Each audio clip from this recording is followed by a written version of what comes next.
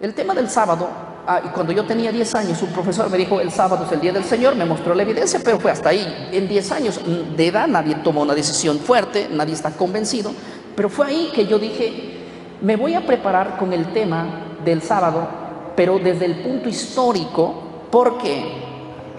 Porque la intención mía fue refutar al sábado, no avalar al sábado.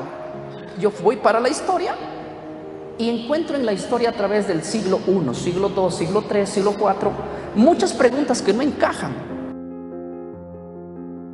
Peruanos lo conocen, el lugar es Omia, así se llama el lugar, Rodríguez de Mendoza, un pueblo muy pequeño del Amazonas, pero el mayor tiempo que yo tuve fue en la selva de Perú. Me crié allí en la selva de Perú, por lo tanto, aún el lugar donde yo nací no conozco muy bien. Así que yo nací ahí, soy de una familia disfuncional que a la edad de 7 años, pues mis padres se separaron y hasta el día de hoy, entonces me he criado, tengo lo que es el afecto maternal, por así llamarlo, todo el tiempo hasta salir estuve en la selva. Me he criado en el campo, sé mucho de campo, no sé conducir un carro, pero sí sé armar todo tipo de semillas, crecer, hacer producir la tierra. De hecho, a eso me dediqué mientras estuve en el tiempo que viví en la selva. Así es, mi hermano Marcelo. Pastor, pareciera que los hombres de batalla, de combate, hombres que puedan afrontar la adversidad, siempre han tenido una infancia con dificultades, con problemas, y más propiamente en el campo. Así que esa es una gran ventaja, pastor, porque es la escuela de las dificultades. Porque en la ciudad esto se desconoce. ¿Cómo lo ve eso, pastor? Bueno, mira, te cuento así, como tú dices, ¿no? Mi papá era alcohólico desde el momento que yo tengo uso de razón, tengo ese recuerdo por lo menos, pero la vida en el campo es más sencilla ¿cómo te explico? En el aspecto que no estás tan abierto a lo que una ciudad tiene. Por ejemplo, Lima es una ciudad como la casa del jabonero, el que no cae ahí resbala por lo menos, pero en el campo la vida es otra. Ahí aprendes a trabajar y a labrar la tierra desde que yo, por lo menos desde que estuve en la primaria. De hecho no estudié más que la primaria, no tengo una preparación más que esa, por el motivo que los hijos mayores, yo soy el cuarto de los hermanos de 7, entonces los menores tenían que ser educados hasta que ellos, pues, mientras nosotros cesamos el estudio, ellos tenían que continuarlo, por lo menos aprender a leer, eso es lo que sabemos, y yo sé que nunca es tarde para poder seguir avanzando, pero en el momento que yo quería hacerlo siempre estaba comprometido con la obra, ¿verdad? Entonces yo creo que más adelante va a haber tiempo también para eso. Bueno, pastor, bueno, muchos dirían, ¿qué desventajas? Pero son las ventajas del Señor, porque la gente que vive en el campo es más dócil para ser enseñado, porque conoce muchas leyes que el citadino no conoce, del sacrificio, de la disciplina, del orden y de ser útil en cuanto más pequeño, las pequeñas actividades, responsabilidades, y peor todavía si ese hogar es disfuncional. Realmente le admiro, pastor, así que mis felicitaciones, y si no terminó ni siquiera bien la primaria, pero el Señor no necesita de los letrados, el Señor busca a los humildes, aquellos que están dispuestos a poder ser enseñados en la palabra de Dios. ¿Cómo conoció, pastor, en esas condiciones el Evangelio de Jesucristo?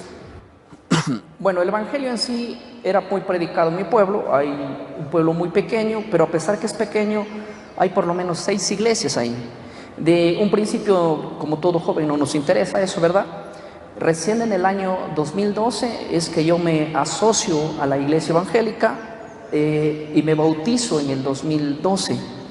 Entonces, de ahí en adelante fue que yo me dediqué a estudiar la Biblia.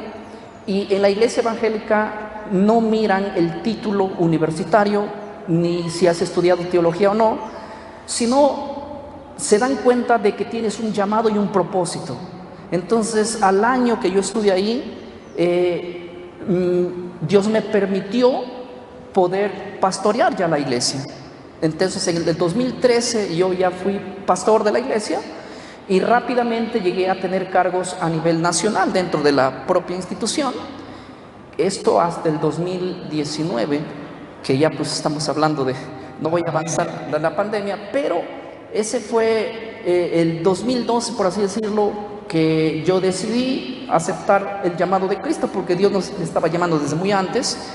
Y fue en ese periodo de tiempo que yo decidí, bueno, aceptar al Señor en mi vida, bautizarme y empezar a congregar. Lo que sí me fascinó desde un principio fue estudiar la Biblia para ver qué más se puede hacer, ¿verdad? Entonces, eso fue que dentro de la organización, por lo menos de la organización evangélica, te voy a decir así, no sé desde qué perspectiva lo ven ustedes, si será un error o no, pero la iglesia evangélica lo primero que ve para nombrar a un pastor es el talento que, si Dios le llamó para eso, y a esa persona tratan de capacitarlo, de ayudarlo, porque sinceramente yo venía del campo, ¿verdad?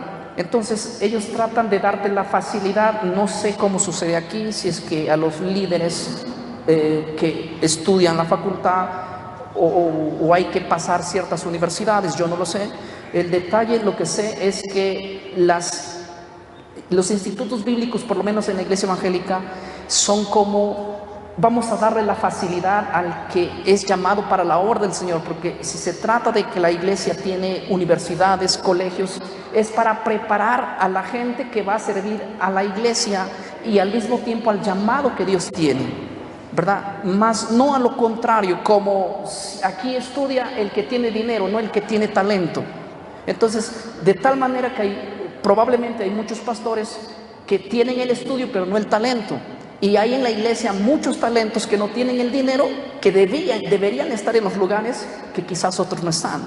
Por lo menos eso de la iglesia evangélica yo resalto, y también trato de imitar las buenas cosas que ellos nos han dejado. No todo es malo lo que... Pastor, en el aspecto de la experiencia de los apóstoles, ¿cuál de ellos era el más preparado? Judas.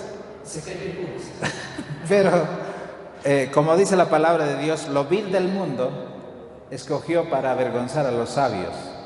Ahora, eso no significa que no valoremos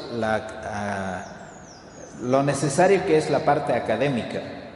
Pero en esta circunstancia en la que vivimos nosotros, cada vez la iglesia se va institucionalizando más y se exige más títulos académicos para servir en el ministerio. ¿Cómo ve usted en ese aspecto, o qué mensaje daría a los jóvenes que si el Señor le llama necesariamente tiene que pasar por la academia, o pueden los obreros a los que el Señor llama poder ser sostenidos en la predicación del mensaje como obreros en la predicación de la palabra? Hermano, yo creo que si voy a la Biblia, por ejemplo, Efesios 4:11 dice así: Él mismo constituyó el uno ser apóstoles, el otro ser profetas, el otro ser evangelistas, pastores y maestros. Cuando dice Él mismo, significa de que una universidad no elige al pastor, sino que el pastor elegido por Dios se lo ve. Yo creo que la iglesia, si tiene facultades, universidades, colegios inclusive, para la preparación académica de los pastores, deberían darle la gran facilidad, porque ellos van a ser los que van a dirigir la obra de Dios, que para eso fueron llamados, ¿verdad?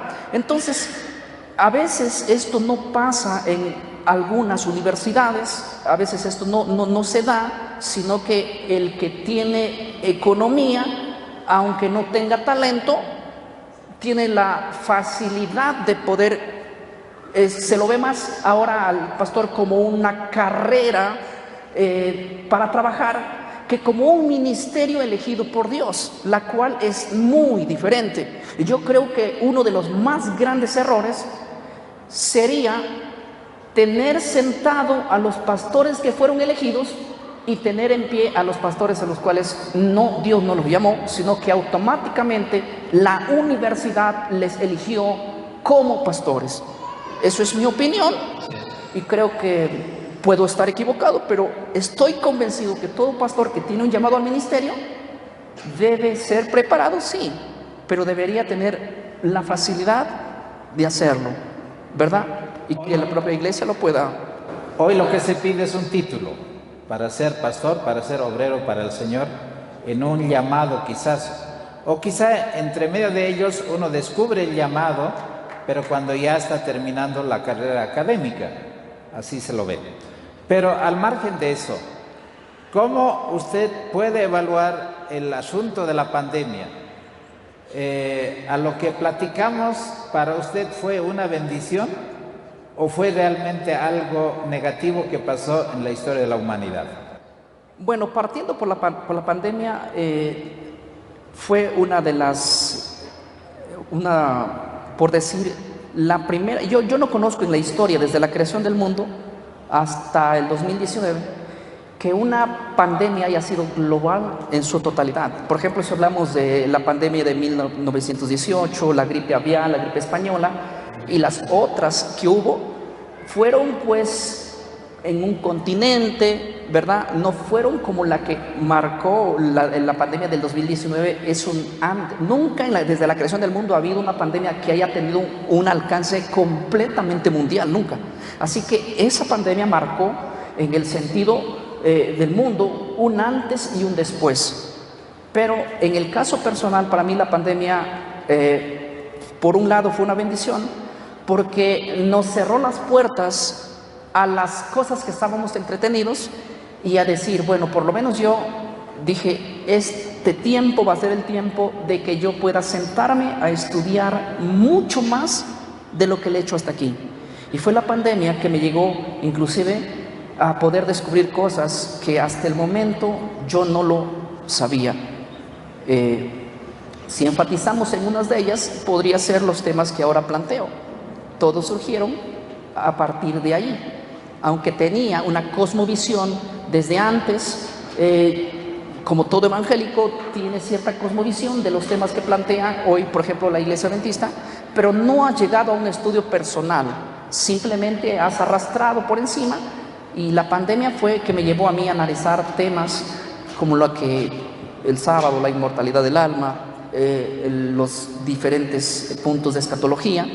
Fue el punto de la pandemia, fue un antes y un después, en el cual yo tuve que tomar una decisión y decir, bueno, ¿sigo en lo que planteo o planteo lo que ahora conozco?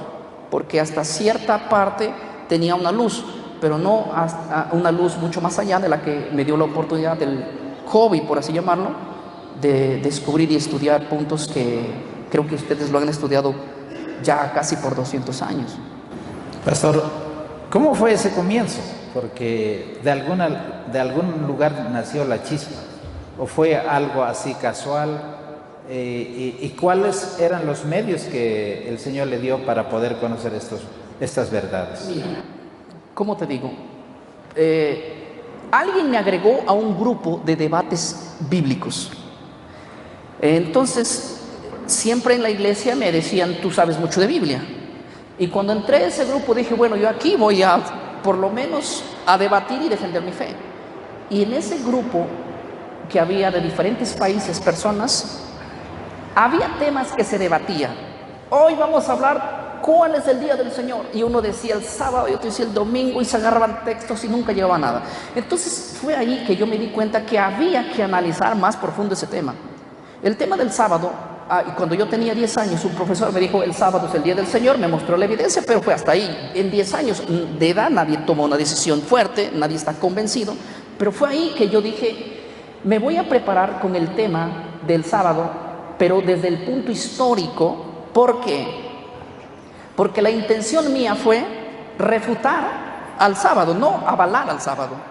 Yo voy para la historia y encuentro en la historia a través del siglo I, siglo II, siglo III, siglo IV, muchas preguntas que no encajan. Por ejemplo, una de las preguntas que me llevó a mí a pensar ese tema fue lo siguiente. Si el sábado no fue practicado por la iglesia primitiva, si Pablo nunca les enseñó a la iglesia gentil a guardar el sábado, ¿por qué ellos lo guardaban en el siglo II y en el siglo III y en el siglo IV, aun cuando se habían separado judíos y cristianos. Y los cristianos que nada tenían que ver con los judíos guardaban el sábado, ¿sí? Y hay fuentes históricas que lo prueban. Yo tengo las evidencias. Y hay fuentes aún de los padres de la iglesia que avalan. Entonces, cuando tú vas con una intención a averiguar ese tema para defender tu fe y encontrarte con algo que es contundente a aceptar lo que tú quieres destruir, es terrible. Es como chocarte en una pared. Es como cuando tú vas a pescar y el pez te pesca a vos. Entonces fue ahí que me puse a estudiar. Mientras más buscaba cosas para refutar, cada vez me convencía de que esto debe ser más aún, aunque yo en cierta luz creía en el sábado por la influencia de ese profesor que me dijo, pero no estaba convencido en una totalidad como lo estoy ahora, y no tenía ni las evidencias como la tengo hoy para defenderlo. Entonces fue después de aceptar ese tema que lo he defendido. El debate mío ha sido sobre ese tema, cómo defenderlo, porque como pastor evangélico sé cómo atacarlo. Estoy preparado para atacarlo y ahora estoy preparado para defenderlo. En ese sentido. Bueno, pastor, ¿cuál es o fue la verdad más difícil de aceptar y qué verdades todavía quedan? Porque en la palabra de Dios, como dice, la luz nace como el aurora, de a poco. ¿Y cómo consideras tu experiencia? ¿Qué fue lo más difícil de aceptar o qué es lo que en este momento todavía te quedan en el futuro para seguir conociendo estas verdades? A ver, la doctrina más difícil de aceptar es creer que no vamos a ser raptados antes de pasar por la gran tribulación. Porque desde que tú naces con la influencia de la doctrina dispensacionalista y futurista.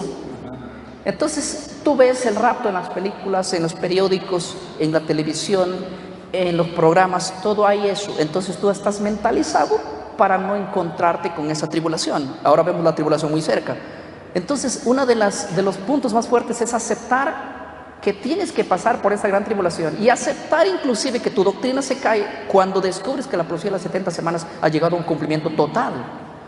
Y cuando tú aceptas eso, por una parte tú aceptas y por otra parte tú tienes miedo de encontrarte con la realidad. Y es algo normal que le pasa a cualquier persona que tiene por años sembrado una cosa. Aceptar una cosa de la noche a la mañana es muy complicado.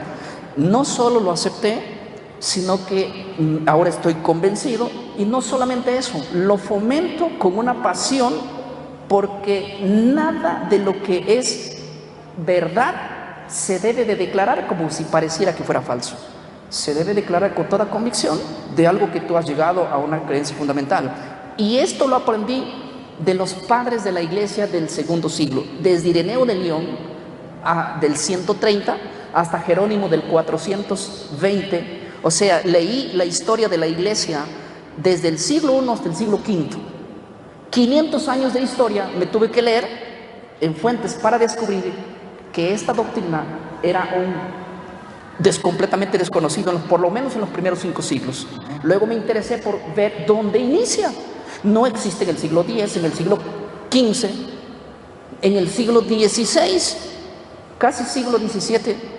Aparecen los jesuitas con esta doctrina y toda la hilación que viene de ahí en adelante. Por lo tanto, la iglesia nunca ha sido dispensacionalista, por lo menos por 19 siglos.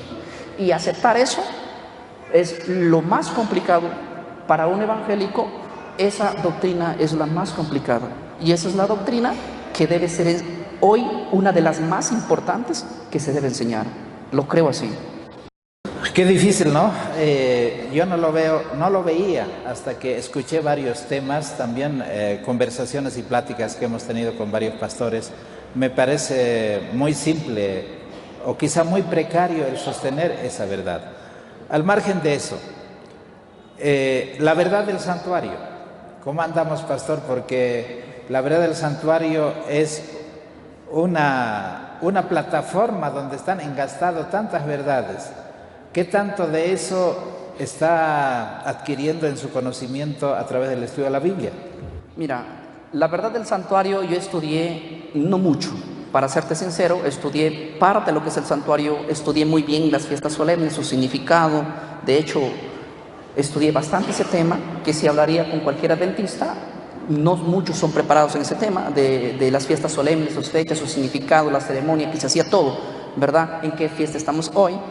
Entonces, yo estudié desde el punto bíblico. Hace un mes atrás, un pastor me visitó y me dijo, ¿cómo te ayudo? Y le dije, ayúdame con un material que quiero estudiar, el tema del santuario. Entonces, ahora mismo estoy estudiando un tema del santuario, lo estoy viendo desde otra perspectiva, ¿verdad? Y fuera de eso, el tema para mí más importante es el tema del santuario, porque es como decir el núcleo donde se va a sentar toda la profecía que estamos viendo, inclusive la doctrina, ya que el tema del santuario es como decir la columna vertebral que une todos los miembros y que sostiene inclusive la cabeza, ¿verdad? Si no es la columna vertebral, el cuerpo pues se cae. Entonces considero que el tema del santuario es un tema que debe ser mucho más analizado. Lo estoy estudiando ahora y no se sorprendan si llego a conclusiones muy claras del tema del santuario, porque yo ya sigo todos los temas en la línea historicista, ni en la futurista, ni en la dispensacionalista, ni en la preterista, sino en la línea historicista. Entonces, yo creo que el conocimiento es progresivo, la luz va en aumento, y es un tema que lo he considerado bastante en cuanto al tema del santuario. Quizá puntualizando hasta este momento, algunos se preguntarán en el mundo adventista, usted que conoce ambos lados de lo que significa las enseñanzas que se practican en el mundo evangélico protestante y en el mundo adventista, ¿por qué no pueden hablar un solo lenguaje? ¿Dónde está el encordio? ¿Cómo el adventista debiera tratar a un hermano evangélico si quiere compartir esta verdad? ¿Y qué debe hacer el hermano evangélico para no cerrarse? ¿O qué actitud debe tener frente a esta realidad? Uy, esta pregunta es muy larga. Para responderla voy a tratar de ver cómo la puedo contestar. Mira, el hermano evangélico, cualquiera sea evangélico pentecostal, seas de los testigos de Jehová, cualquier denominación, por así decirlo, la iglesia evangélica considera que hay tres enemigos del evangelio, ¿sí? La que forma la lista número 1 es el mormón. Para un evangélico, el mormón es enemigo del evangelio. El segundo es la iglesia adventista, es un enemigo del evangelio. Y el tercero es los testigos de Jehová. Tú, como pastor evangélico, puedes ir y predicar a cualquier iglesia evangélica y te van a recibir, creas o no creas igual que ellos, pero como eres evangélico, igual. No tenemos esa diferencia. Pero si viene un pastor evangélico, un pastor adventista, hay que recordar que es enemigo del evangelio, porque él no cree en el evangelio de Cristo, él cree en la ley. Eso está mentalizada la iglesia. Segundo punto, ellos judaizan, así que con los judíos nada que ver, porque hay judíos que vienen a pervertir el evangelio de Cristo. Tercero, ellos no creen en la sangre de Cristo, no creen en la gracia, porque por la ley ellos quieren ser justificados. O sea, entendemos muy mal. Entonces, uno de nuestros enemigos, no en el sentido de odiarlos, pero enemigos en sí, de no llevar la misma línea, es el adventismo, el testigo de Jehová y el mormón. Para nosotros, todos van a ser salvos, menos ellos. Así que esa mentalidad está en nuestra cabeza y así nos han mentalizado. Podemos escuchar en la televisión a cualquier predicador, menos a un testigo, menos a un adventista y menos a un mormón. Ahora, eso es solo el principio. Si nosotros sabemos claramente, en la mentalidad evangélica está que los adventistas adoran a Dios, pero también tienen su diosa, Elena de White. En la mentalidad de un evangélico, no, Elena de White no es una profeta. En la mente de un evangélico es tu diosa. Así que cada vez que tú cites a Elena de White, desde tu perspectiva, tú estás citando el espíritu de profecía, pero el evangélico te está escuchando que está citando para que me entiendas, como que tú hablas con un católico y cada vez que él te dice vamos a orar a María o a pedirle a María, quiero que sientas lo mismo que siente un evangélico cuando te escucha hablar de Elena de White. Así que, por eso yo siempre recomiendo y digo, y quiero hacerte una pregunta, Marcelo. Las doctrinas que ustedes plantean, ¿se pueden defender sin el espíritu de profecía? Tuvimos un debate. Bueno, ahora yo soy el entrevistado. No, es que esa pregunta era para yo poder responderlo. Ok, entonces estuvimos con algunos pastores y en ese debate decía, ¿no? Uno de los pastores, usted enséñame sin el espíritu de profecía la verdad del santuario o la justificación por la fe. Entonces, así honestamente hablando, como algunos dijeron, yo soy whiteista, diciendo que es la que enseña, conoce los testimonios con libros y páginas, pero frente a un católico y a un evangélico, ese le vale un cohete. Entonces, ¿qué tengo que hacer yo siendo inteligente? Si voy a ir a un evangélico, a un católico, el libro Conflicto de los Siglos dice eso, ya tengo perdido la batalla.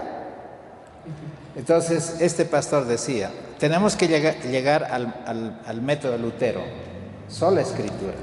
Esta es la espada, y los mismos testimonios dice que no podemos utilizar libros del Espíritu de Profecía para que cuando queramos enseñar la palabra de Dios a uno que no es creyente, como un adventista que es miembro de iglesia. Así que desde ese momento, personalmente, trato de separar. Si voy a predicar a un hermano adventista, trato de utilizar algunas citas, pero quizá no tan enfatizado. Hoy casi mis sermones son más bíblicos, pero eso no significa que yo no crea en la inspiración del Espíritu de Profecía. Ahora, es importante esa respuesta, ¿saben por qué? Porque te lo digo por experiencia y porque yo veo. Cada vez que un evangélico se sienta a mirar a alguien en la televisión que empieza a hilar un tema extraordinario, el evangélico es muy curioso y le encanta cuando sobre todo hay pastores preparados que saben hilar los temas. Es llamativo. Y el evangélico se dice, wow, qué pastor para más sabio. Pero de pronto el pastor en su predicación dice, como dice la sierva del Señor, o puede decir, como dice la pluma inspirada, o como dice Elena Arnold de White. Hasta ahí llegaste. Para un evangélico te va a cambiar de canal. No, porque recuerda, tú tienes que considerar esto, que en la mente del evangélico estás citando a María, estás invocando a María. El evangélico no entiende lo que entiende un adventista. Por lo tanto, es un gravísimo error querer leduar la iglesia evangélica. ¿Sabe cómo? Llevándole el espíritu de profecía. Él te va a recibir, pero dentro de la iglesia evangélica el espíritu de profecía es muy conocido, salvo que lo cambies de nombre. De otra manera, él va a leer el título, por ética te va a recibir. Pero déjame decirte que si tú eres un evangélico o un adventista como lo eres, y de pronto yo como católico vengo y te regalo el Ave María, tú vas a ver en la carátula el Ave María, tú no vas a tener ganas de leer ese libro. Y nosotros pensamos que estamos haciendo una gran obra. Sí, va a haber gente y hay excepciones a la regla, pero déjame decirte, ¿cuánto han invertido en el espíritu de profecía en ese libro? Muchísimo. ¿Y cuánto han ganado? Quizás muy poco. Pero aunque yo sé que tarde o temprano la verdad siempre prevalece, ¿verdad? De alguno y otro modo Dios lo va a hacer.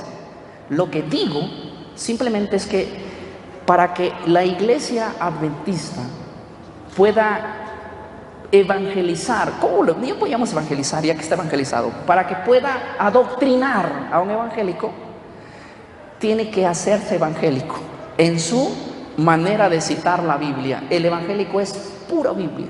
De hecho, él dice, nosotros somos Biblia, lo que no venga de la Biblia, nada. y hay que tener ciertas estrategias para poder llegar a ellos. Yo te lo digo porque conozco la iglesia evangélica, he pastoreado a la iglesia evangélica, he inclusive adoctrinado a la iglesia evangélica, inclusive diciendo y hablando en contra de lo que te estoy diciendo. Entonces, ahora miro las cosas desde otra perspectiva. Yo, por ejemplo, tengo El conflicto de los siglos, lo leo, no solo lo leo, sino que lo recomiendo, ya que es un libro muy bueno. Pero esto, mientras tú ya tienes una idea diferente, y no cuando estás al principio.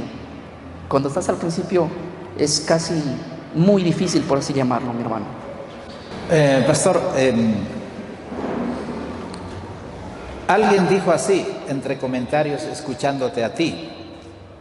Ese pastor recomienda que los miembros que están buscando la verdad y que encuentran la verdad del sábado, la verdad de que el rapto secreto no es verdad y todas las demás verdades que tú descubriste y que estás enseñando, recomiendas y dices: yo no recomiendo a ninguna iglesia evangélica para que vayan, sino que más bien vayan a una iglesia adventista. Y el hermano me dice: ¿y él por qué no se bautiza entonces? O sea, no es un asunto solo de recomendar que vaya y él no se bautiza.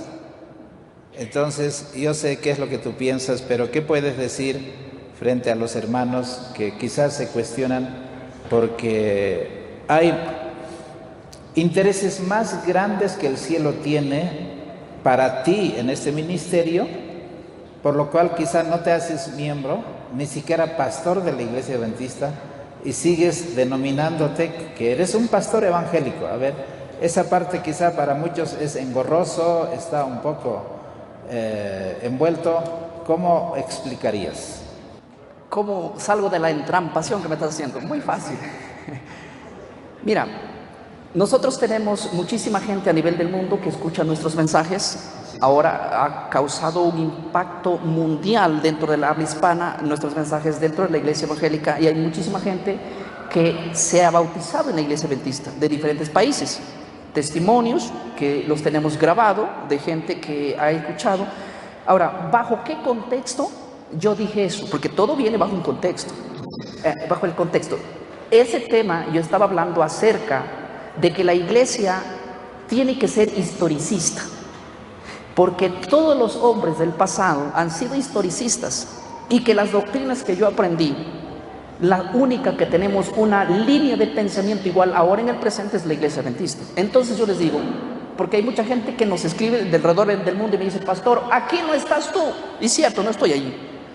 ¿Y a dónde me voy para aprender lo que tú estás diciendo? Le digo: mira, las preguntas que tú me haces yo no te puedo responder, porque diario recibimos más de 10,000 mensajes. Entonces yo le digo: mira, vaya y ubique una iglesia adventista. ¿Por qué no recomiendo una iglesia evangélica? Porque yo vengo de allí y sé lo que una iglesia evangélica cree y sé lo que te va a enseñar. Entonces, ¿por qué recomiendo? Porque ahí van a aprender temas que son los temas que hoy la iglesia evangélica debe hablar, pero que no va a hablar porque no lo sabe. Entonces, bajo ese contexto, es mejor mandarles a una iglesia adventista que mandarles a cualquier iglesia evangélica, y ahí van a aprender. Ahora la pregunta es: ¿por qué tú, como pastor evangélico, ¿sí?, mandas a ellos y no te vas tú? Porque ellos van a conocer recién lo que yo ya conozco. Entonces, ¿yo qué haría pastoreando o siendo un líder o apoyando a una iglesia que ya conoce las doctrinas que yo fomento al que no conoce? ¿Para qué mandar un jugador de Perú a Brasil? ¿Para qué? Hay que mandarlo a un lugar donde, a Bolivia hay que enviarlo, donde necesita. Entonces miren, el detalle es este.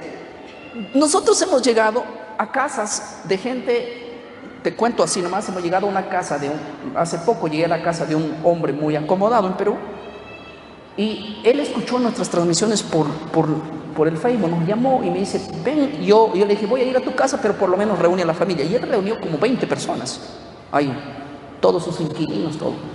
Lo reunió. Y el primer tema que él me dijo es: yo quiero que tú me hables del tema del sábado, porque te he escuchado hablar del tema del sábado. Yo soy evangélico como 10 años. Y cuando hablamos del tema del sábado, él al final me dijo una cosa: ¿quieres que te diga algo? Yo tengo familia adventista. todos mis amigos, hermanos, son adventistas. Pero ¿sabes qué? Yo nunca quiero oír a un adventista, pero yo sí te quiero oír a ti. Yo creo que si tú eres pastor evangélico, yo creo, porque tú estás siendo, no me vas a engañar. Un adventista me puede querer engañar, pero no, me dice, esto es una verdad. Y él ahora dice, y siempre de hecho él es uno de los líderes de la iglesia ahora, él dice, la iglesia adventista tiene mejor doctrina que cualquier iglesia evangélica. Y lo dice eso a sus amigos que él tiene. Y nosotros que estábamos equivocados, que decíamos que es una secta. No, dice, nosotros hemos sido una secta. ¿Me dejo entender? Entonces nosotros llegamos de alguna manera a gente, porque la intención mía no es ir a una iglesia donde ya tiene la verdad por más de 200 años, sino quedarme en una iglesia donde no tiene esa verdad y quedarme allí para enseñar y luchar por ello. Como pastor evangélico me relaciono con pastores evangélicos. El día que yo diga, soy un adventista del séptimo día, chao. Entonces, nosotros hacemos mejor trabajo afuera que adentro. A la final, salvo que me digan hoy día ustedes, la única manera de ser salvo es siendo miembro de una iglesia adventista, que tu nombre esté inscrito en el registro de la iglesia adventista. La única manera sí sería así la salvación. Si encajaríamos la salvación así, ahí sí me hago adventista. Pero si lo soy en el corazón, ¿cuál sería la diferencia? Pastor, en esa perspectiva, ¿qué opciones tenemos nosotros para ser evangélicos? Como dice Pablo, para el judío soy judío, para el griego soy griego. O sea, nosotros aquí te aceptamos, aunque seas pastor evangélico, somos un ministerio y podemos escuchar y nos gozamos, y así hay tantos hermanos en el mundo que están felices contigo. Pero tú no puedes venir a través de la organización adventista. Tú vienes como evangélico para exhortar a los adventistas.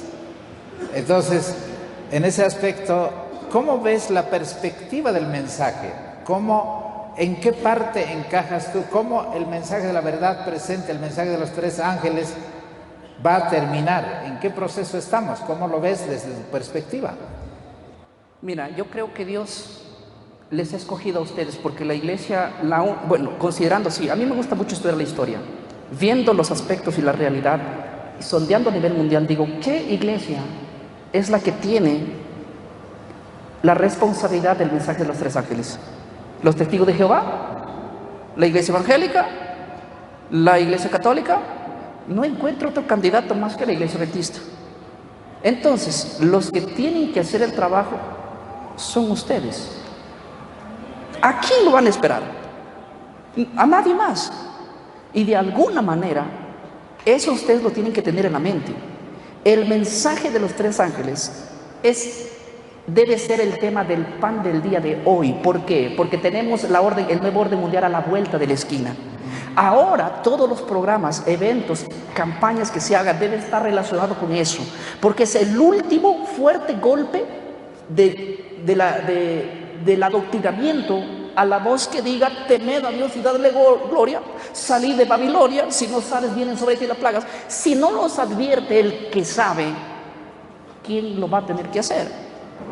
Por lo tanto, estoy convencido de que él tiene que enseñar el que lo sabe al que no lo sabe. Entonces, en este caso no hay opción. No esperen a un evangélico hacerlo, lo tienen que hacer ustedes de alguna manera. Por lo tanto, yo quisiera, o digo, ¿no? Ustedes toman la última palabra. Lo que yo diría es que todos los eventos que haga la iglesia lo haga con un fin de esto. ¿Y saben cuál es uno de los errores, por así llamarlo?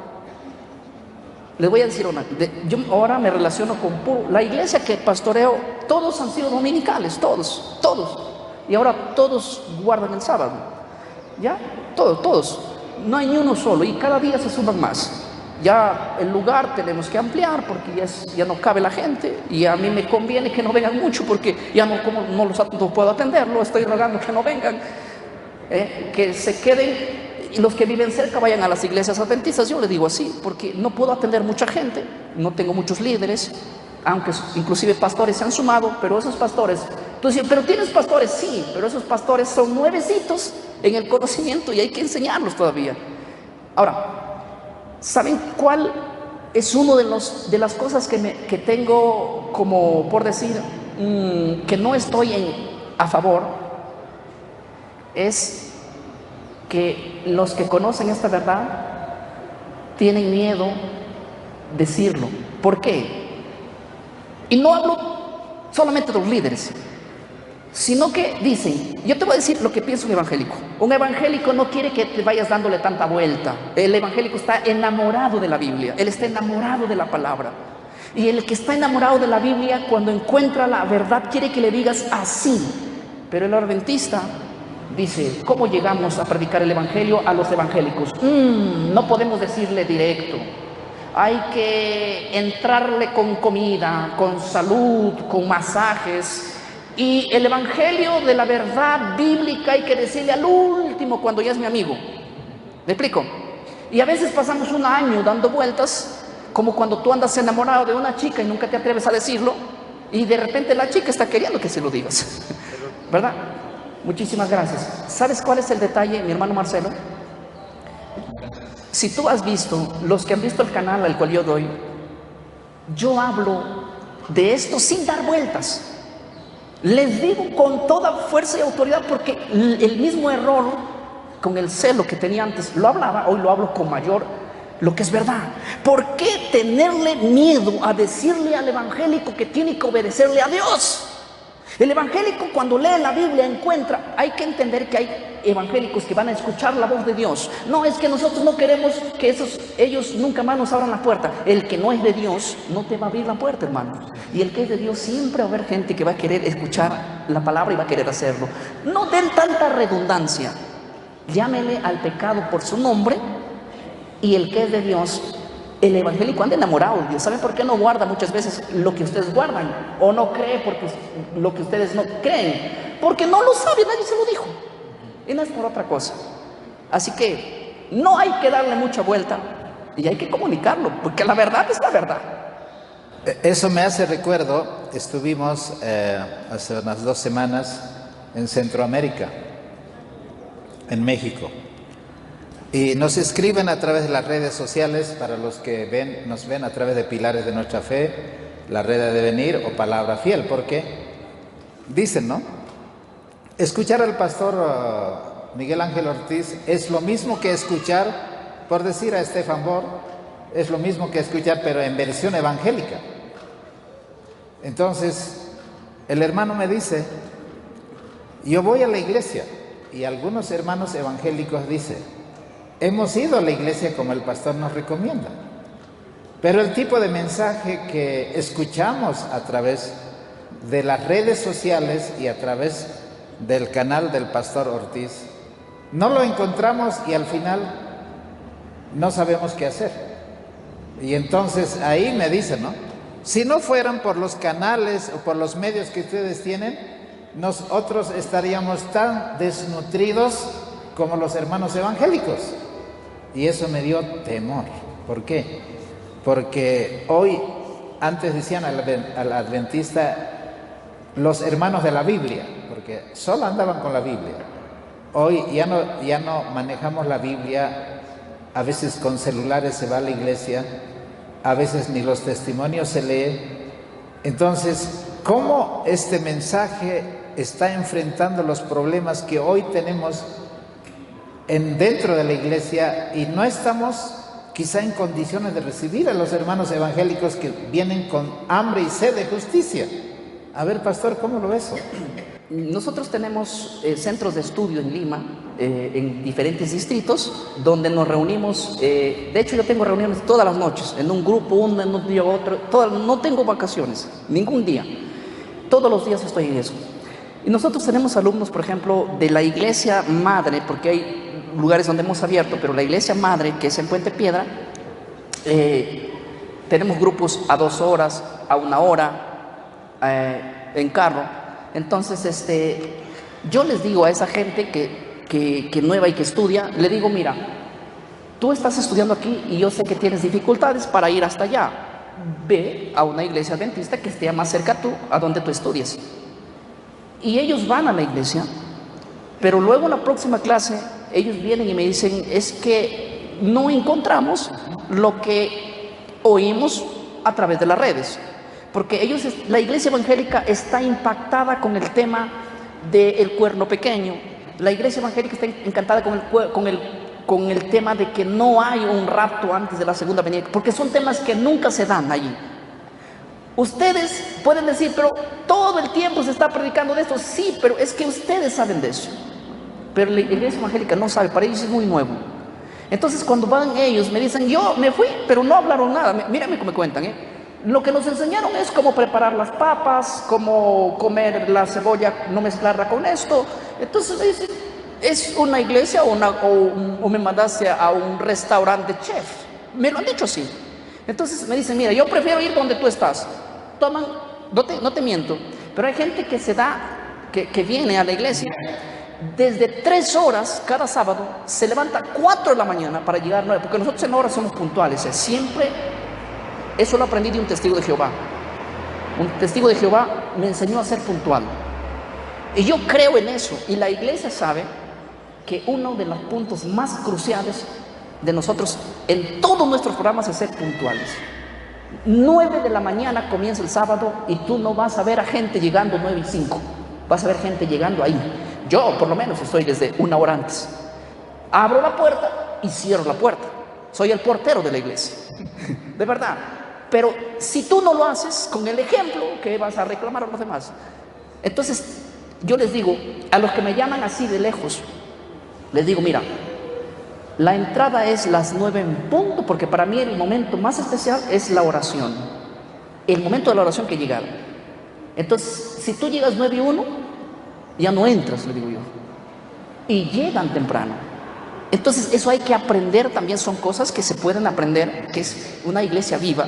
Entonces, te lo digo así, yo tengo un alumno que él vive cerca nomás de una casa. Él me dice, mira, yo voy a la iglesia, los hermanos llegan a las 10, se van a las 12 y ya no vuelven en la tarde. Así se guarda el sábado, me preguntan a mí. Claro, me preguntan a mí y me dicen, aquí no hay, allá yo veo que están puntuales, comen, terminan el programa todo estructurado. Entonces me dice, yo no voy a ir para allá, aunque tú me digas que no voy a ir para allá. Entonces de alguna manera yo siento que la iglesia no está preparada, porque a mí me enseñaron que al nuevo hay que enseñarle con nuestro ejemplo. Si te ve que congregas cuando quieres, llegas a la hora que quieres, te vas a la hora que quieres, pues así es. Entonces así se sirve a Dios. Y aprenden malos hábitos de gente vieja. Y no en el sentido carnal, sino en el sentido tal vez de la fe. Entonces tenemos que hacer notar la diferencia en esos puntos que son cruciales. Otra cosa, la mayoría de hermanos evangélicos que me escriben, la semana pasada me escribía y me hacía un montón de preguntas. Dentro de ellas, no se me pasen, que no se me olviden, me decía, mi temor de hacerme adventista a la iglesia que tú me mandas, ¿cuál es mi temor? Es que yo imite lo que ellos hacen. Y yo le digo, ¿pero en qué sentido? Pero tú marca la diferencia. Sí, le dice, pero es que las hermanas se visten de una manera tan mundanas que pero no me estoy yendo a una iglesia evangélica. ¿Y cómo tú le explicas ahí? Porque nosotros los pastores evangélicos hablamos también de la indumentaria, ¿verdad? No la fanatizamos, pero por lo menos hacemos énfasis que una mujer debe ser con modestia, ¿verdad? Entonces un evangélico, escúcheme bien, hay 2 tipos de evangélico. El evangélico radical, tradicional, que tiene muy buena intención, él viene a ver y va a impresionarse de la iglesia, y él anda mirando cómo es que la iglesia es. Si esta es la iglesia de Dios y que tiene la sana doctrina, él no quiere encontrar una sana doctrina solamente en ciertos temas, sino en todo. Y hay cosas que cambiar, ¿verdad? Entonces, de alguna manera, necesitamos o necesita la iglesia cambiar ciertos hábitos, porque cuando tú vives en tu casa, no ves las cosas. Cuando alguien viene de afuera, se da cuenta de cosas que tú no te das cuenta. Y eso es algo importante. Muy bien, casi para ir concluyendo. 2 eventos. la pandemia y la guerra de Israel y Palestina. Quizá el evento más importante para el mundo evangélico no sea tanto la pandemia, pero la guerra entre Israel y Palestina es algo por el cual están orando y, o sea, ¿por qué están tan descontextualizados en cuanto a la interpretación profética nuestros hermanos evangélicos? Mira, el evangélico, todo evangélico, generalizo aquí, cree que la profecía de las 70 semanas está en pausa y que necesita la última semana despausarse en estos días que estamos viviendo. Entonces, el ojo de la iglesia evangélica está allá en Israel. Ellos van a ver, están como Israel es el reloj profético. Entonces la iglesia evangélica mira a Israel como el cumplimiento de la profecía, como que Dios todavía tiene como pueblo algo que hacer con ellos. Esa doctrina es la doctrina dispensacionalista, que cree que la profecía de las 70 semanas todavía no se ha cumplido y que Israel va a ser salvo no porque acepte al Mesías o no, eso es irrelevante. Israel va a ser salvo porque Dios le prometió así. Ellos no piensan que las promesas son condicionales, aunque el propio Cristo le dijo a los judíos, el que quiere ir al Padre no va a irse a no ser por mí, porque yo soy la puerta, yo soy el camino. ¿A dónde? Al Padre. Entonces, rechazando al Mesías, han perdido todo en ese sentido. Entonces, la iglesia evangélica hoy mira a Israel porque ve el cumplimiento de la profecía de las 70 semanas todavía, no sabiendo que esa profecía ya se ha cumplido en el pasado. Entonces, los ojos de la iglesia evangélica están en Israel, equivocadamente por la doctrina dispensacionalista, aunque nuestros ojos no deben estar en Israel porque Israel hoy no cumple ninguna profecía. La guerra de Israel no está cumpliendo ninguna profecía, Israel siempre ha tenido guerras. Nuestros ojos hoy deben estar en Estados Unidos y el poder del Vaticano. Ahí, esa yo considero el reloj profético. Y ahí es lo que debemos mirar. Allí va a suceder todo lo que nosotros estamos mirando a Israel. El dispensacionalismo nos hizo mirar diferente. Martín Lutero, los reformadores, miraban al cuerno pequeño como el cumplimiento de las profecías. El dispensacionalismo, a través de los jesuitas, nos hizo cambiar la dirección. Miren a Israel, que no lo miren al papado. Y el problema es que si nosotros no logramos identificar quién es el que va a poner la marca de la bestia, se van a casar con ella, van a hacer alianza con ella. Y hay que decirle urgentemente a la iglesia evangélica que necesitan por lo menos identificarlo quién es. Identificándolo quién es, van a saber que no hay que ser ecumenismo y es más, abandonar las doctrinas y salir de Babilonia. De otra manera no se puede. Pero no es muy duro para el hermano evangélico en estas circunstancias, porque hoy día Israel es la niña de sus ojos de Jehová. Y decirle de que el pueblo de Israel no cumple ningún evento profético, sino que el foco está en Estados Unidos y el Vaticano. No es como hablarle, como decimos en chino, que no lo van a entender. No se puede sacar algo que te inculcaron tan fácilmente. Te lo voy a decir así. En el siglo I, los rabinos habían levantado una ley, era una ley rabínica, que los judíos no pueden acercarse a los gentiles a comer con ellos, ni siquiera tener compañerismo. Pedro, lleno del Espíritu Santo, hace esa diferencia inclusive. Cuando tú vas a ver a Pedro hay que explicarle que tiene que predicar el Evangelio a gentiles. 1, 2. Cuando él se encontraba con sus compañeros judíos, él no comía con los gentiles, hacía esa cierta diferencia, guardando esa ley que le afectaba hasta ese momento, a pesar de que había sido iluminado en cierta área. Lo que tú recibes por tradición y te han mentalizado 20 años y 30 años de que Israel es la línea de los ojos de Dios, no es fácil que en una hora de predicación, que poco escuchan, es más, a nadie escucha la iglesia evangélica, no escucha a pastores adventistas, por lo que ya te mencioné, que en sus temas muchos citan lo que ellos no quieren oír, ¿sí? Entonces, ese es el factor que, como poco se habla, o se habla mucho por las iglesias historicistas, se habla mucho del tema, pero el evangélico desconoce porque para él no oye a esto. Por lo tanto, y lo poco que escucha no va a poder quitar lo mucho que él ha tenido a través del tiempo, de los temas, de todo lo que lo influye. No es fácil dejar, te lo digo por mi propia experiencia, no es fácil dejar, entras en un conflicto y en crisis inclusive, pero nada, el conocimiento es progresivo, asimilas las cosas y de alguna manera lo vas a hacer. Entonces no es tan fácil como parece. ¿Y no te tienen los pastores evangélicos como un enemigo de las denominaciones evangélicas? Mira, para serte sincero, nosotros los miércoles en Lima tenemos eventos con pastores. Nos reunimos todos los pastores del cono norte de Lima, ¿sí? Donde hablamos. Un pastor por un mes tiene a cargo de esto. Yo planteé estos temas, hablé de escatología, hablé del sábado con una delicadeza extraordinaria. El gran detalle es que la reunión aprueba, dice que sí es cierto, pero hay mucha gente que acepta. Pero no se trata de aceptar, sino de obedecer. Pero como que también dentro del propio concilio hay pastores que no van a aceptar por más que un ángel del cielo venga y les diga lo que es cierto. O sea, siempre este tema va a haber un cisma. Por eso yo siempre digo, no tengan mucho miedo de dar esta verdad por el hecho de que van a ser no aceptados. En cada momento, en cada tiempo, siempre que tú le prediques, va a haber un cisma, va a haber una división entre el que acepta y el que no acepta.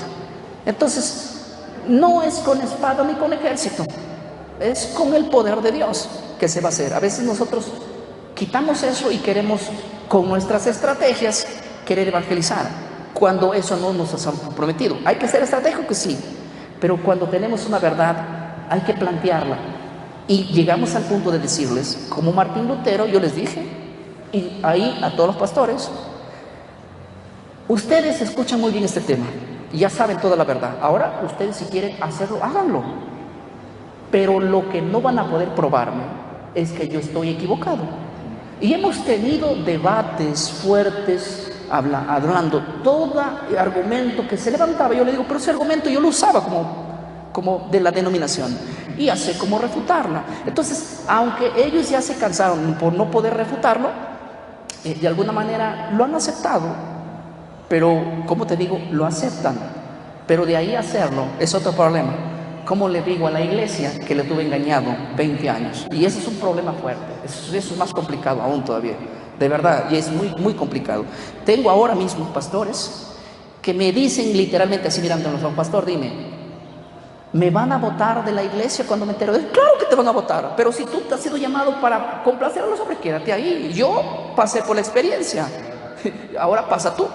No puedo pasar por ti, pero de alguna manera tú tienes que tomar. Ya no son felices, ¿me explico? Y son iglesias enteras que nos están llamando allá mismo en Perú, que de nuestro retorno vamos a ir a la inauguración de una iglesia nuevecita con todos sus miembros que están aceptando con todo y pastor estos temas. Ya tenemos la fecha marcada inclusive. Para terminar, dos preguntas cortitas. Uno, si te invitaran para ser pastor adventista y que te den con credencial con todo, ¿por qué no aceptarías? Y la última pregunta, ¿usted acepta el mensaje de la reforma pro salud? Ya sabes, en el término que te estoy hablando, que tú ya lo sabes. A ver, la primera pregunta: si la iglesia adventista me dice, quiero que vengas y seas pastor, te damos los credenciales, mira, como yo te digo, no haría nada ya. ¿Para qué ser un pastor más si hay cientos que están sentados? Cientos que son pastores que han estudiado. Yo no pasé por la Universidad Adventista. Entonces, ¿para qué? Diría yo, en primer lugar, vamos a suponer, esa es la primera razón. ¿Qué haría yo allí? ¿Para qué llevar un vaso de agua al mar? ¿Para qué? No hago un vaso de agua salada al mar. ¿Para qué? Si hay tanta agua salada allá. En segundo lugar, si yo fuera pastor adventista con credenciales, tendría que sujetarme a lo que digan los de arriba. Y eso a mí no me gusta. Y no que estoy en contra, sino que a veces yo soy libre. Por ejemplo, Vamos a suponer que ustedes son los evangélicos y yo soy el adventista, ¿ya? Le hubiera dicho a mi delegación arriba, me voy a ir a Bolivia a predicar a una iglesia adventista. ¿Estás loco tú? ¿Qué te pasó? Entonces yo no estaría aquí. ¿Me explico? Entonces hay cosas que yo veo que no estoy de acuerdo en el sistema estructural de cómo a veces se les impide libremente poder hacer esto y se los tiene la gente engatusada con ciertos temas que yo diga, que yo mande, que yo ordene, y el que se sale de la línea pues hasta te pueden disciplinar, ¿eh? Y no, para mí eso no está bien. Entonces ahora libremente predico, elijo los temas, lo hacemos, hermano, y lo hacemos, que no me salga de la Biblia. O sea que terminarías excomulgado y borrado. Un mes. No durarías un mes. Muy bien. La última pregunta fue, ¿no? Ya, la última pregunta. Mira, el tema pro salud yo lo he entendido a la perfección. Primeramente, quiero decirles que esto fue para la Iglesia Nuevo. Hablamos esto y Dios me ayudó en esto. Debo decir por qué. Porque después de predicar el tema, primeramente yo hablé del tema de los animales inmundos, porque saben que la Iglesia Evangélica ama comer de todo. Entonces ya cuando ya teníamos todos los miembros allí, fue una predicación. En una predicación que yo dije, Señor, me vas a ayudar a hacer, no sé cómo. Y hablamos de este tema en 2 seminarios. Y ahora yo les dije así. Ahora ustedes conocen la verdad. Y déjenme decirles una cosa. Eso se lo digo en serio. A partir de ahora, los que coman animales inmundos me van a venir a contar a mí que se van a enfermar. Se lo digo en serio. Y así fue, mi hermano. En eso, por eso te digo, en eso Dios me ayudó. ¿Por qué? Porque los hermanos me llegaban los testimonios a decirme, pastor, 40 años de comer chancho, de comer cerdo. Nunca en la vida jamás me enfermé. Y para probar de que de repente el chancho estuvo mal, comí por segunda vez otro día y lo mismo. Y por tercera, no, esto no es palabra, hay que dejar de esto. Y la iglesia dejó a punta de enfermedad. Se lo digo en serio, pero lo ha dejado. Ahora, el tema pro salud del ser 100% vegetarianos es algo que en mí, por lo menos yo lo veo bien, correcto. Si se puede y hay que hacerlo, interesante. En los últimos, por lo menos en los últimos meses que hemos estado planteando ese tema un poco más suave, ¿verdad? Pero yo lo tengo muy bien, que la reforma pro salud, para mi bien mío, ¿en qué lo haría bien eso a Dios? Eso es para mí bien personal. Entonces yo no rechazo eso por ningún lado, te lo digo, soy sincero. Y por eso es que cuando tú me dijiste, ¿a dónde vamos a comer? Te dije, vamos a comer vegetariano. Y me encanta la comida vegetariana, te lo soy sincero. Además disfrutaste de los 2 días que compartimos comida vegetariana. Así que una de las cosas interesantes es que el evangélico es tan rápido de aceptar y no es tanto de dudar, mientras que el adventismo busca 1000 argumentos para practicar algo sabiendo que eso es lo correcto delante de Dios. Finalmente, pastor, conversamos que no solamente el asunto es de quedar en Bolivia compartiendo tu mensaje. Yo no sé si volverás o no volverás a Bolivia, pero esta semana estamos comenzando para hacer esta campaña de evangelismo. ¿Cuántos evangélicos vendrán? No lo sé. Serán los hermanos los que trabajen y traigan noche tras noche. Pastor, está en la perspectiva de que no solamente Bolivia te está pidiendo hacer este tipo de campaña juntando 2 pueblos diferentes. Está en perspectiva que al año, en el mes de enero, tendremos una campaña en Cusco, juntando las iglesias evangélicas con los hermanos adventistas. Y yo no sé si habrá box, ¿cómo nos entenderemos a lo mejor? Habrá alguna discusión, yo qué sé, pero el corazón está dispuesto. Entonces, en esa perspectiva, pastor, esto pareciera ser algo imposible hace 5 o 10 años. Hoy es tan real, y no solo que es real, es muy prometedor, porque de aquí tú te vas a varios lugares, me mencionaste algunos países que a donde el Señor te enviará. Sería la última pregunta. ¿Cómo ves este desafío del Señor que nos pone delante del pueblo, delante de la iglesia? Quizás sea el inicio de una cadena que se va a despertar, estamos viéndolo así, de mucha gente que va a tener ese tipo de despertar. Esto es cierto porque, mira, tenemos de aquí, mi agenda por lo menos está hasta marzo ya, en el sentido de lo que vamos a hacer y todo el trabajo que vamos a desarrollar a partir de hoy es la iglesia evangélica con la iglesia adventista fusionada. En serio, porque de aquí viajo para Lima, luego voy para República Dominicana. En República Dominicana voy a estar desde el 20 de diciembre, entonces hasta el 8 más o menos de enero, donde las iglesias evangélicas que allá tenemos mediante las redes, hay por lo menos 9 iglesias evangélicas que se van a unir con hermanos de la iglesia adventista para que juntos hagan un programa fusionado. La iglesia adventista va a llevar a los hermanos evangélicos que ellos tienen, y la iglesia evangélica va a tratar de llevar a más evangélicos. O sea, vamos a estar en 3 o 4 ciudades en República Dominicana haciendo este impacto. Y no solamente eso, sino que conmigo se comunicó un hermano evangélico que tiene mucha influencia en la iglesia evangélica en Puerto Rico. Y él me dice, mira, en Puerto Rico nosotros tenemos influencia a través de los canales, a través de la política, a través de todo esto. Y yo quiero que tú vengas. Es más, dime cuánto vale el pasaporte que mañana mismo te lo compramos. Y hablamos de hacer un evento grande allá. Me dice, hay que hacer un evento por lo menos para 3,000 evangélicos. Y a los 2 días me llama un hermano adventista de Puerto Rico y me dice, hermano, yo soy adventista, queremos que vengas a hacer un proyecto acá. Y le digo, mira, alguien me llamó de allá, ¿por qué no te contactas con él? Y ellos se contactaron los dos. Y al rato me llama el hermano adventista y me dice, hermano, estamos haciendo todo, nos vamos a hacerlo. Nosotros como adventistas vamos a llevar toda la gente evangélica que podamos, y ellos como iglesia evangélica se van a organizar para todo. Me dice, el Señor te quiere llevar a la tierra de donde surgió el último de los pregoneros más fuertes de la doctrina del rapto, Gigi Ávila. A su tierra de él te quiere llevar a hacer una reforma. Y esto es fuerte. Y sin el plan de Dios está así. O sea, todo esto está así funcionando. Igual en Cusco. Ya conversé con la iglesia evangélica Maranata, con los líderes del habla español o del habla quechua, por ejemplo. Entonces ellos están con muchas ganas de querer hacerlo. Y bueno, que Dios abra las puertas y que nosotros hagamos lo que tenemos que hacer. Ahora, el resultado va a depender de cómo haya sido el trabajo de ustedes. Para la buena noticia, la red ha de venir se va a asociar al trabajo de Cusco.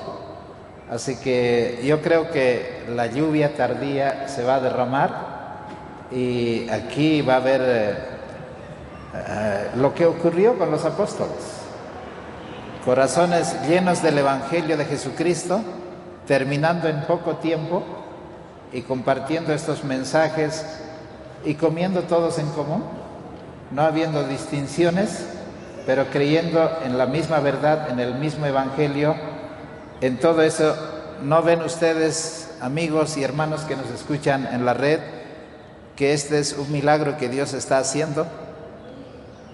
Realmente es maravilloso. Así que, Pastor Ortiz, gracias, que no demoraste en venir. Así dijo uno de los apóstoles, y llegaste pronto a venir a compartir con nosotros. Y es como que fuésemos amigos de mucho tiempo, hermanos en la misma fe, y estamos contentos de que el Señor haya unido nuestros corazones. Estamos gozosos y contentos. Así que, Pastor Ortiz, para despedirnos, me gustaría que usted haga la plegaria al Señor para que el Señor pueda bendecir los corazones dispuestos a aceptar este mensaje. Pastor Ortiz, ¿quieres orar? Sí, vamos a orar. Vamos a arrodillarnos para orar. Oremos, iglesia. Bendito Padre que estás en el cielo, te agradezco, Señor, por la oportunidad que me das de estar en este lugar. Tú conoces el corazón de cada uno de mis hermanos y las intenciones que tenemos, Señor, de lo más profundo. Sabes que hay un gran reto que afrontar, pero lo único que pedimos, Señor, es que tu Espíritu Santo vaya con nosotros. Nos queremos olvidar de nuestras estrategias, de nuestros talentos, de nuestras habilidades y decir, Señor, si tú no vas con nosotros, no queremos ir solos, porque ir solos simplemente sería una pérdida del tiempo. Así que invocamos tu presencia para que vaya delante de nosotros, Señor, porque la obra es tuya y el trabajo es nuestro. Gracias, Señor, por ese privilegio de darnos, de ser comunicadores del plan de salvación que tú has trazado para el ser humano. Así como tú has levantado hombres a través de los años, vas a seguir haciéndolo también. Y donde quiera que estén esas personas y esos líderes que quizás hoy están en la iglesia católica o evangélica, tú los vas a ir sacando, quizás no de sus denominaciones, pero de sus creencias, porque el punto es salir de ella, pueblo mío, refiriéndose a una doctrina específicamente traída allí por engaño de la bestia. Bendice cada corazón, el cual de antemano va a ser anunciado. Creemos en el santo y bendito nombre de Jesús. Amén. Amén, Señor. Amén. Pastor Ortiz, ha sido un gusto. En nombre de la iglesia, que el Señor le bendiga.